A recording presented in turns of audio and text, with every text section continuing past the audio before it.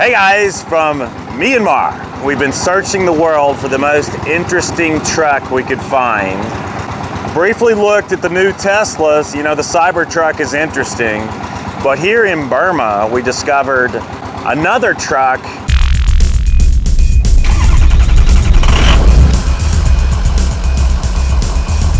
Well, let's come up and take a close look at this truck. It's okay? Yeah, please. Oh, yeah. So right now, this truck is doing some work for my friend here in Yangshui, and you can see they're using it to pump something somewhere. I don't know, like pump some water. But look here at these exposed belts. And, you know, in this configuration, we're talking about it's being used as kind of a tractor. But we've seen these things powering some pretty big trucks. And you see the belts are exposed, and they're really fascinating. And you see them all over Myanmar. So people here in Burma have been incredibly friendly. And you know, I just walked up and was talking to this guy about his truck and asked him if I could film, and he said, "Absolutely, you can film." You rolling? Yes. I like your hat. Thank you. I like your hat. This is Wanaso. Yes. My new friend who is the owner of this Kolezi. Yes. This is a Kolezi. Yeah. We've seen them many places in Myanmar, and we've seen these engines powering many different trucks. Here. So there's the gear. Here. So here's your gear shift. It's a one-stroke diesel engine.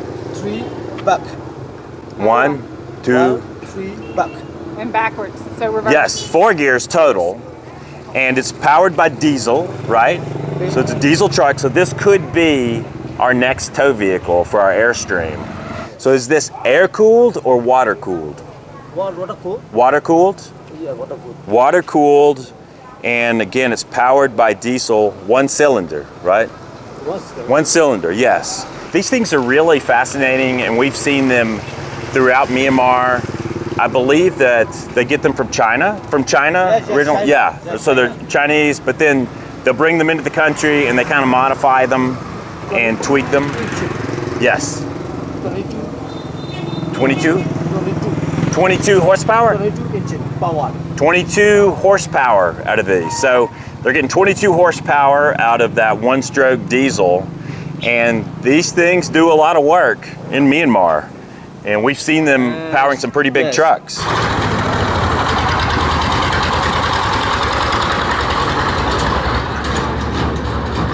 Chugga, chugga, chugga, chugga. Yes. If you're a diesel guy and you like trucks, you're gonna like these things. So I'm gonna look into importing one into the United States. We need these in the USA. Yeah, USA. I'm not sure what the DMV and the EPA will have to say about it. It may require some international negotiation skills. I can see Christy riding high on one of these. My wife likes them.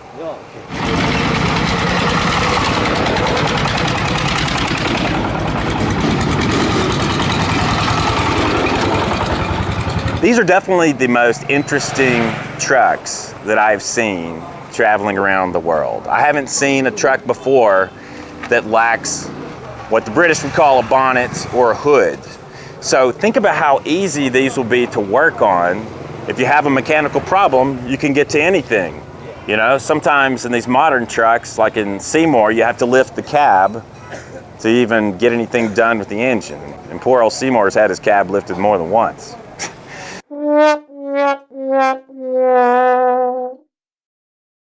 So I thought you guys would enjoy taking a look at the Kolezi.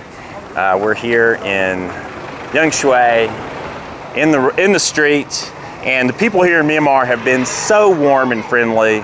I mean, this gentleman, we just walked up and we're admiring his truck, and he's been so kind to us to let us film a little piece for a long, long honeymoon. I realize this is a pretty big departure from our usual fare, but I must say we have had so much fun touring around in Myanmar. We have seen so many beautiful sights, met so many wonderful, warm, friendly people, had so much delicious food that it's really been a personal highlights, all-time, lifetime travel highlights coming here.